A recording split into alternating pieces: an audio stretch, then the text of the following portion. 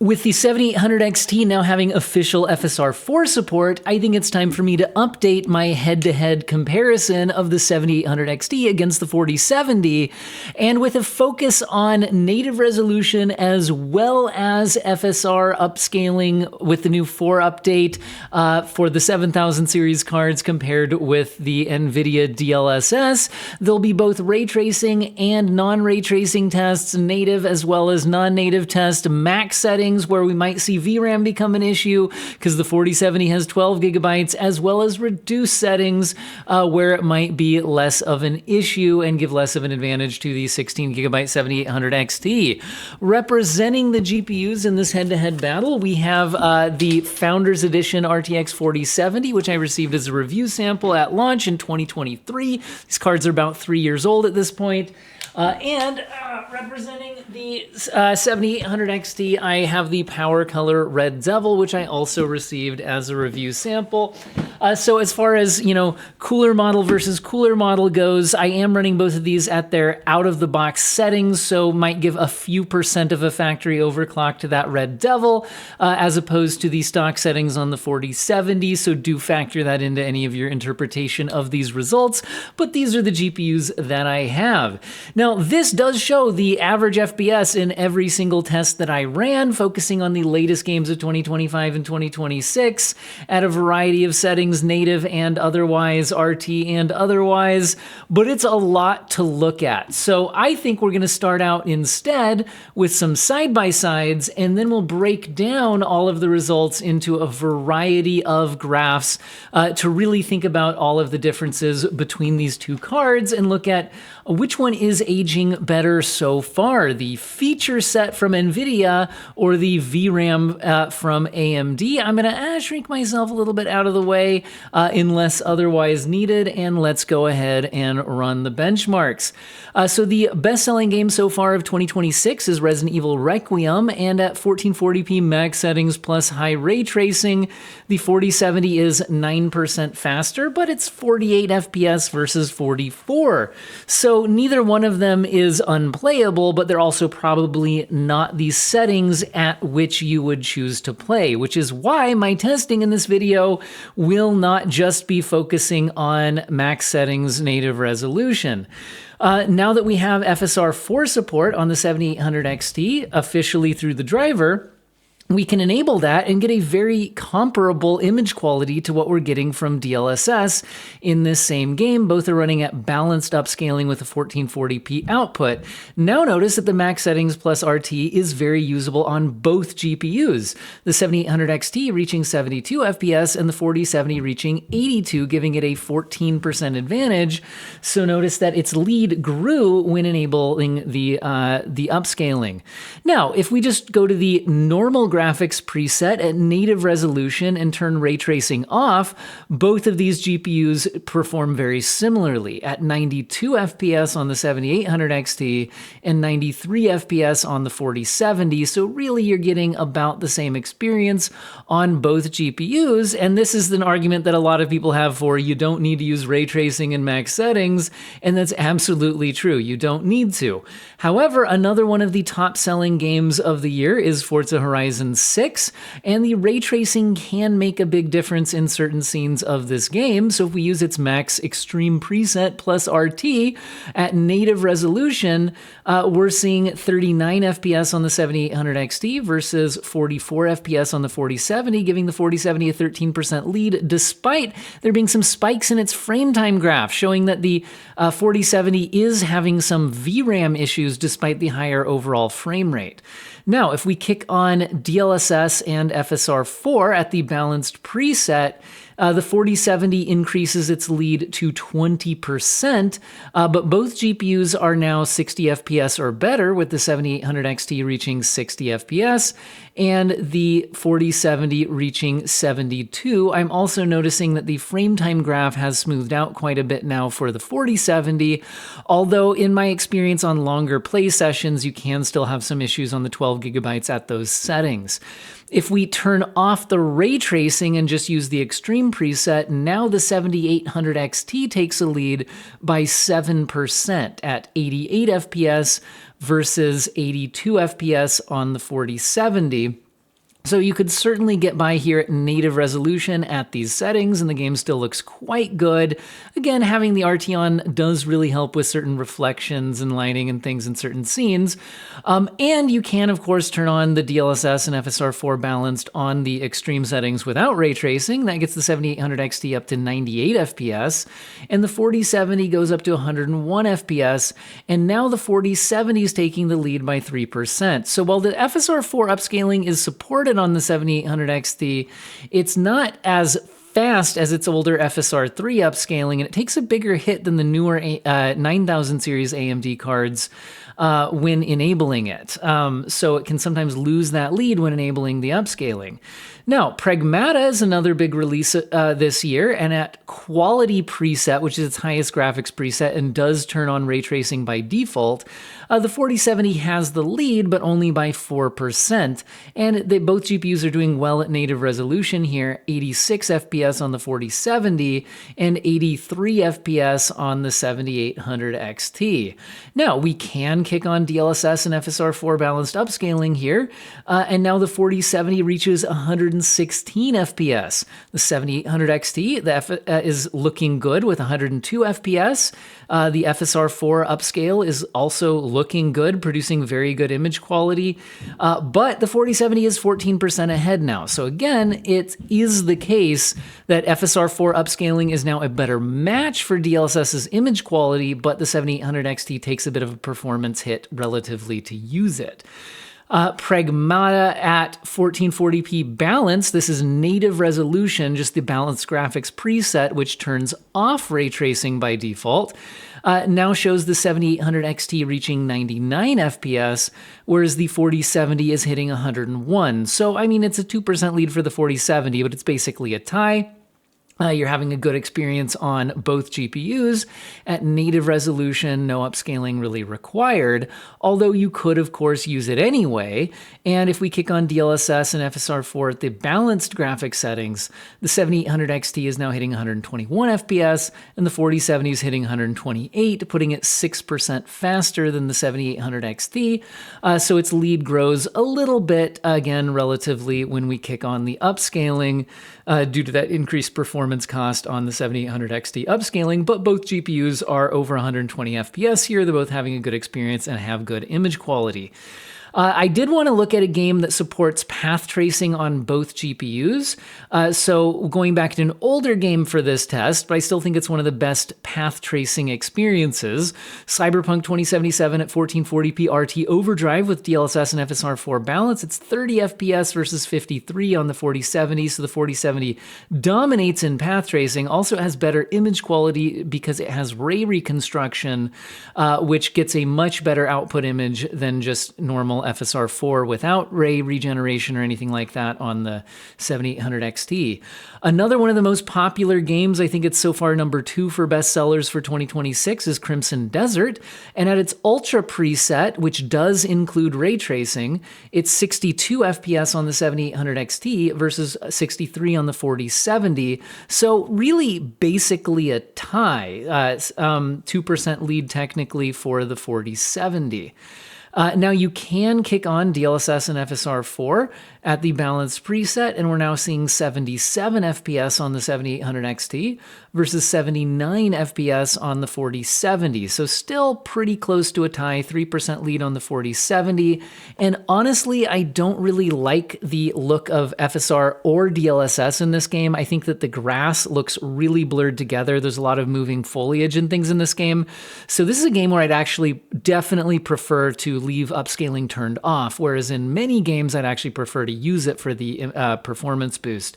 Call of Duty Black Ops 7 at 1440p balanced with balanced level upscaling gives the lead to the 4070 by 7%. I'm using these aggressively turned down and upscaled settings for the competitive title, since I think most people will do that to get the performance boost and competitive advantage.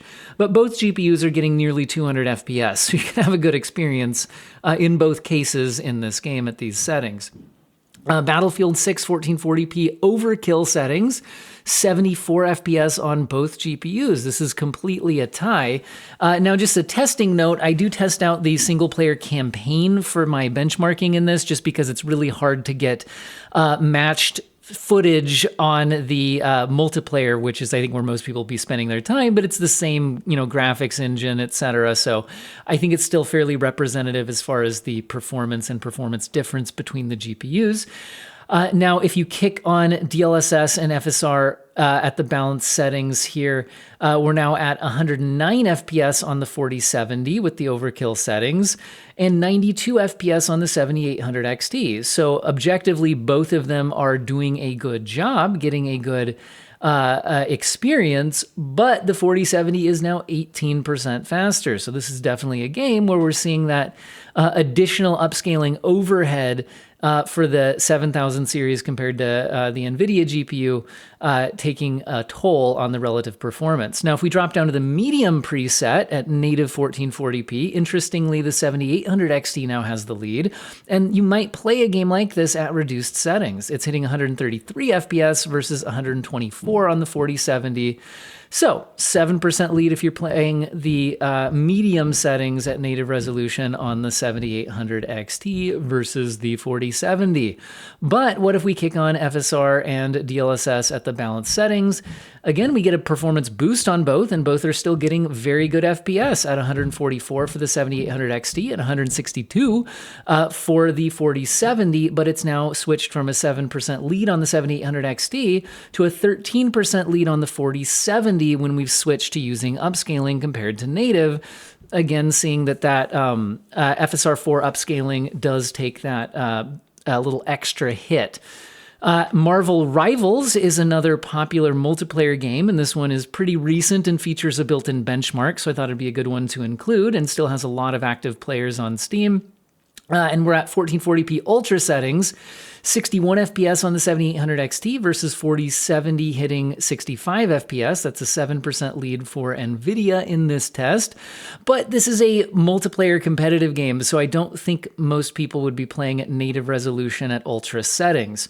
If you're using the ultra settings, you might want to kick on upscaling. And if we use DLSS and FSR4 at the balance settings, we're getting 78 FPS on the 7800 XT versus 95 FPS on the 4070s. So the 4070's lead has grown from 7% to 22% now.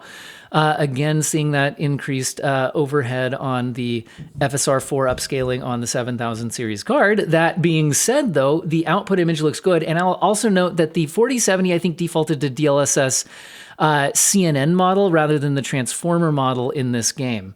1440p medium settings, native resolution is 97 FPS on the 7800 XT versus 99 FPS on the 4070. That's a 2% lead for NVIDIA, so basically a tie here.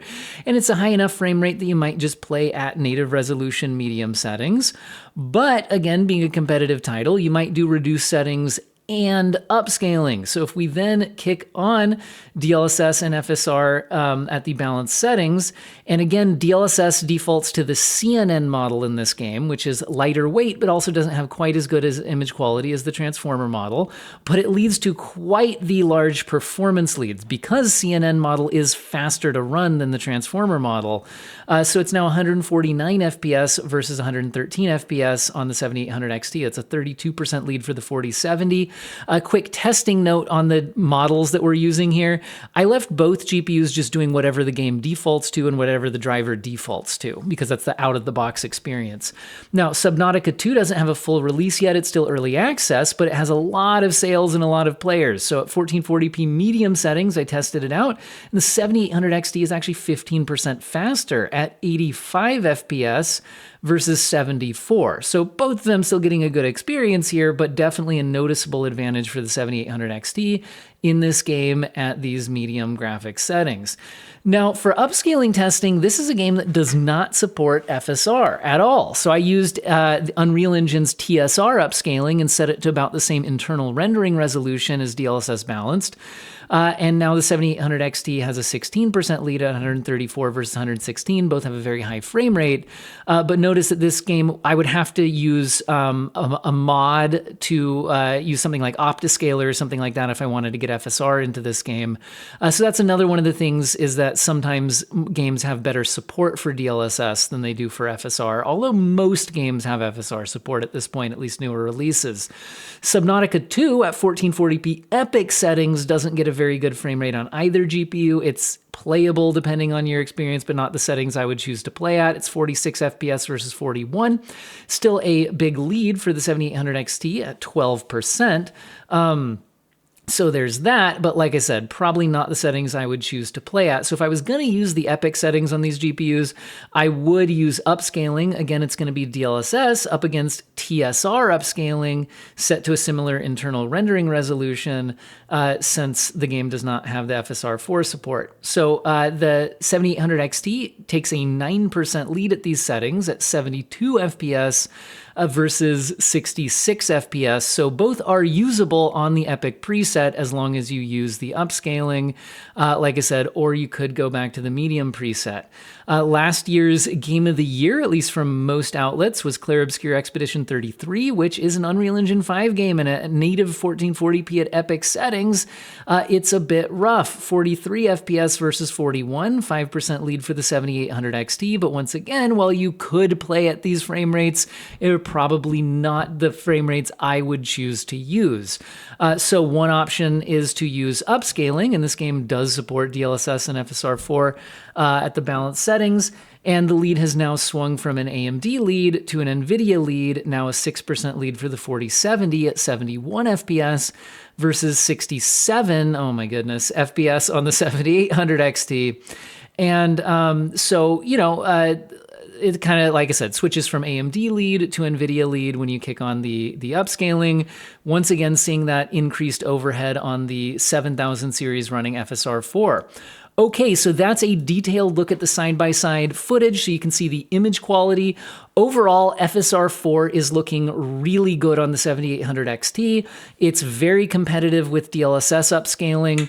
And while I'd still give the latest DLSS models a slight image quality edge, you really have to look for it. So we're at a point now where previously I would avoid using FSR3 at 1440p output if at all possible, and I would definitely not go beyond the quality level upscaling unless I absolutely had to.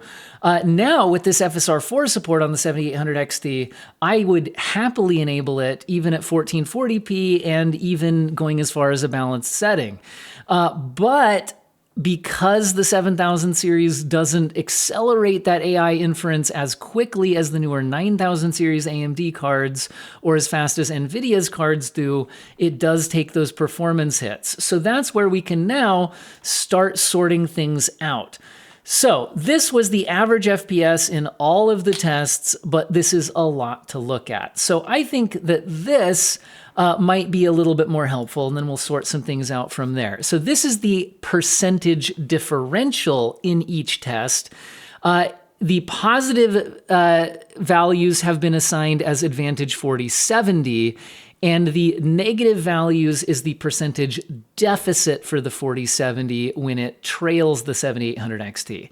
Now, if you do a geomean of the FPS in all the tests on both GPUs and then divide them, the 4070 came out on average 6% faster overall when including all of the tests.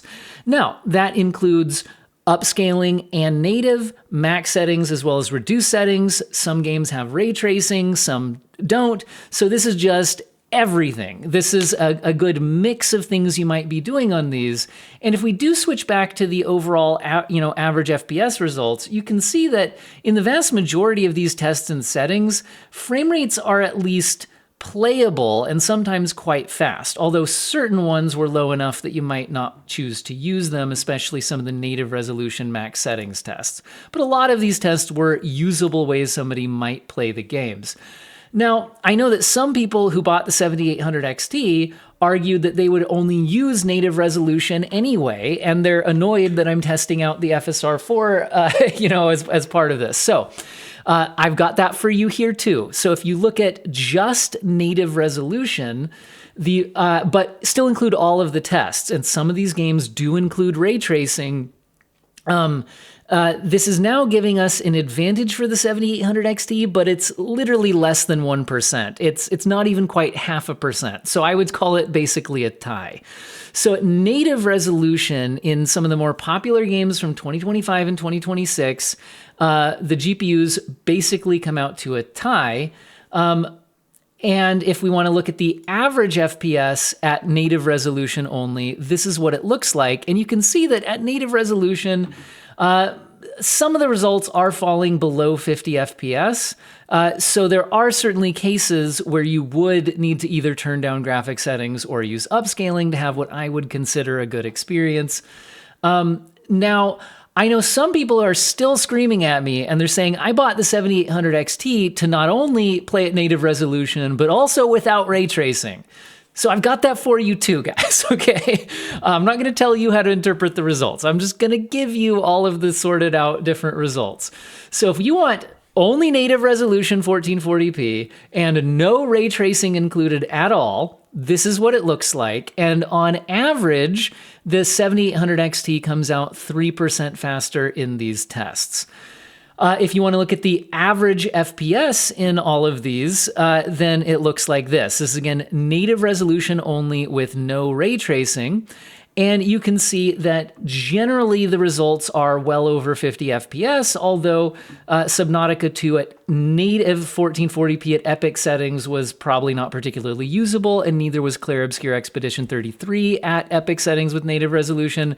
Probably unsurprisingly, those are some of our Unreal Engine 5 tests at native max settings tends to be pretty difficult to run, even without hardware-based ray tracing.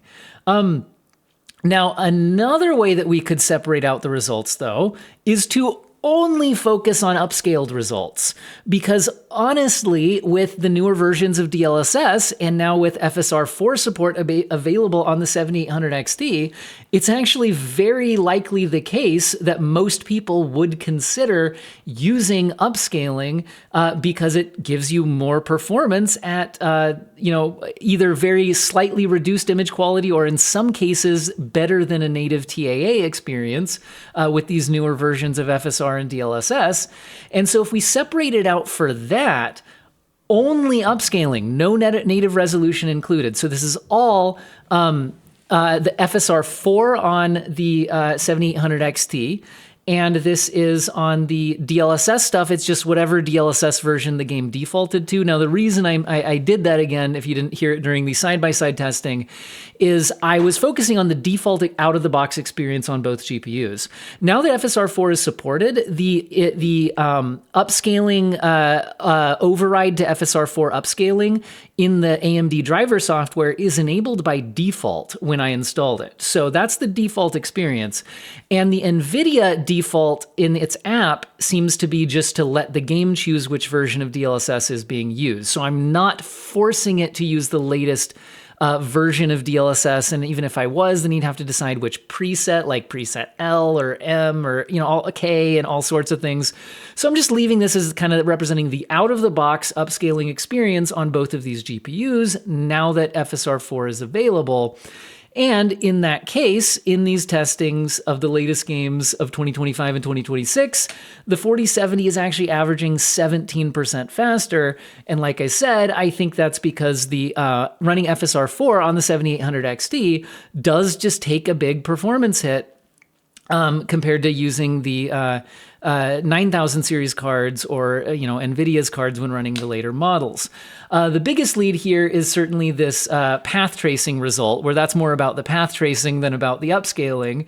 And then in Marvel Rivals, there's bigger results because this game seemed to default to using the older CNN model of DLSS, which is more performant than the newer Transformer models. So I think that's why we saw that. But no matter how you look at it or separate it out, it does seem to be the case that the 4070, if you're playing with upscaling at the newer models, is certainly offering a performance advantage over the 7800 XT. If we look at the average FPS when using DLSS and FSR4 balance settings at 1440p output in all of these games, then you can really see that these GPUs This is some kind of good news. These GPUs are still hanging in there. They're 3 years old, and they are still playing the latest games. I'm testing the biggest AAA releases of 2025 and 2026. And as long as you're willing to kick on some upscaling, you can pretty much max these games out, other than maybe path tracing. The 4070 is able to average a little over 50 FPS there, which you could use as a baseline for frame gen, so it's kind of borderline. And AMD's 7800 XT is certainly out of the question on the path tracing experience. But even most of these games with ray tracing did actually perform well, at least when upscaling on the 7800 XT. So really showing that I think both of these GPUs have actually aged pretty well as far as keeping up with the latest games, at least if you're willing to use upscaling, and the 7800 XT has now got a better quality upscaling available, which is nice. Now, the last way of filtering out the data that I'm going to look at, and there's not a lot of tests that meet this criteria, is, okay, what if you're only looking at the NVIDIA kind of feature set? What if you bought your 4070 because you're going to only be playing with ray tracing and upscaling? That's it. You're just only doing ray tracing and upscaling. So if I take out all of the native resolution games, and if I take away everything that didn't have ray tracing, this is what we look at. We're left with these 5 tests. And it's a 23% advantage for the 4070. Now, there is this outlier result of Cyberpunk's path tracing, but hey, it wasn't completely unusable. Little over 50 FPS average. Some people might choose to do that, plus some frame gen as the baseline. So that's that. And then if you look at the average FPS, if we're only doing the upscaling plus ray tracing, this is what that looks like. And like I said, the results are fairly usable. Pretty much everything's usable on the 4070. The Cyberpunk path tracing's a little borderline. Everything else is quite good. So anyway, like I said, I have sorted out all of the results in so many different ways to hopefully make everybody happy for what they were looking for, whether it was with upscaling or without, or with ray tracing or without, or only with upscaling or only with ray tracing and upscaling. We had all of those results. So what's the overall kind of summary of my thoughts on this updated head-to-head, which one's aged better, that kind of a thing. So when buying these GPUs, I think there was a lot of discussion around what's better for future proofing. The 16 gigabytes of VRAM from AMD, but they had worse ray tracing performance and a much worse quality upscaler, or buying the 4070, which had a better quality upscaler and had better ray tracing performance, but again, only 12 gigabytes of VRAM, and there was questions of, how long before that started causing some problems. Well, in our testing here, there certainly are some cases where the 12 gigabytes at max settings does cause some problems. Saw a little bit of stuttering at times in Forza Horizon 6 at max settings on the 12 gigabyte card, for example. So people who are worried about 12 gigabytes causing some problems, have been proven correct in certain games at certain settings. But I would say that the vast majority of games, even at max settings, are still okay at 1440p with a 12 gigabyte card, especially if you're going to also use some upscaling. However, in every game, if you're willing to turn down graphics settings, you're fine on the 12 gigabyte card. So I don't think the 12 gigabytes over the last 3 years has aged poorly, although it certainly has presented some problems. Now, upscaling, let's take that into account. For the last 3 years, 4070 users have been enjoying good quality upscaling with DLSS 3, and then got a major improvement with DLSS 4 and now 4.5, and they've got day one support for those upgrades when they were implemented. The 7800 XT has, just until a couple weeks ago, been living with FSR3 upscaling, despite AMD launching FSR4 on their 9000 series cards quite a while ago, over a year ago now. So I would say that from an upscaling perspective, the 4070 has certainly had the better deal of things throughout these last 3 years, although it's really nice to see that the 7800 XT now has FSR4 support. We also see that it takes a major performance hit relative to the 4070 when using it. So I would say that upscaling-wise, it's nice that the 7800 XT now has FSR4 support, but if you're going to be playing with upscaling, which one has aged better? The 4070 has. Also, there's like access to things like ray reconstruction, which we're not seeing on the 7800 XT. And as far as other features and things like that, the DLSS frame generation features, etc., are also better overall still as well. Now, how about the ray tracing argument between these cards?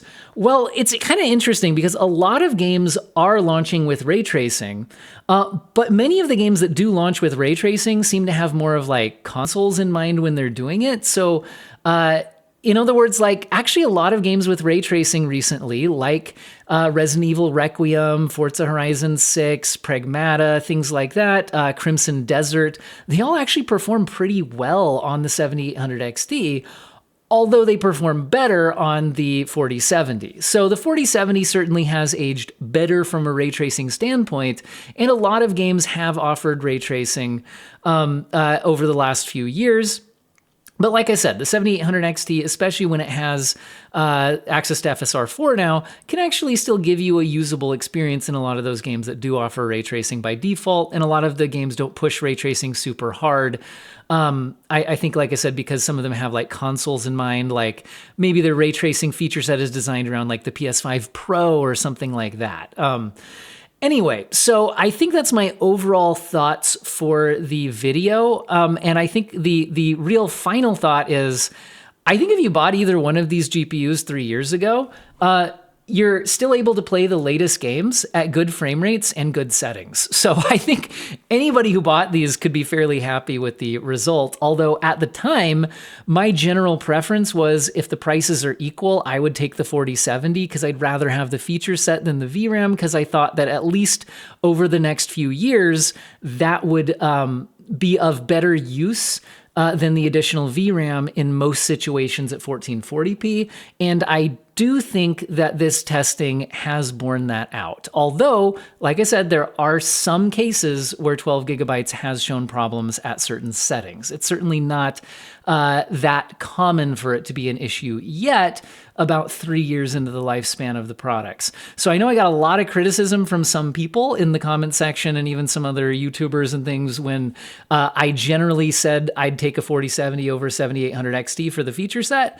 You know, like I said, I think both of these have done well, and both of these are still GPUs you can definitely enjoy gaming on, but I do think the 4070s had the slightly better experience over the last 3 years, at least in my opinion. You could let me know what you think in the comment section, and I hope all of you have an excellent day.